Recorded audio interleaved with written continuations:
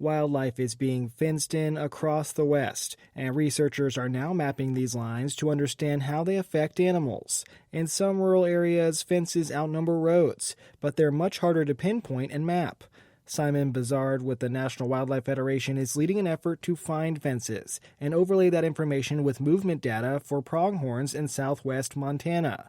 He says the project is prioritizing fences that can directly hamper the species' migration patterns and can find trouble spots. Where we see a stark line where all of a sudden all the animals move in a 90-degree angle and we see there's a fence there, we go out on the ground and take stock of what type of fence it is. Is the landowner interested in discussing opportunities for modification? Is it on public land?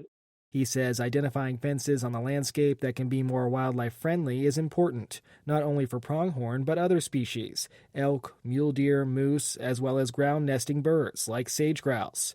Fences can be hard barriers for pronghorn to cross, since they're not good jumpers and have to crawl underneath. Bizard says even for species adept at jumping, juveniles can struggle and get caught in the barbed wire.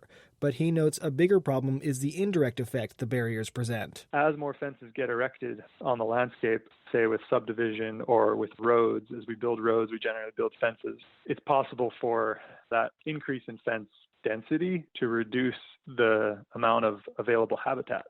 Bizard says the effects of roads on wildlife are clear, as are solutions, such as crossings to maintain migration routes. But fence ecology is a burgeoning field. On a landscape level, we haven't really looked at fences well enough yet. We don't have a lot of data on the cumulative impacts that fences have when we know that they're impacting wildlife movement for different species. And so this is just the beginning, I'd say, of this process in the West.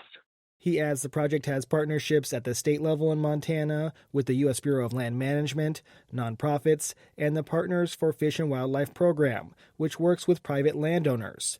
For Big Sky Connection, I'm Eric Tegedoff at publicnewsservice.org.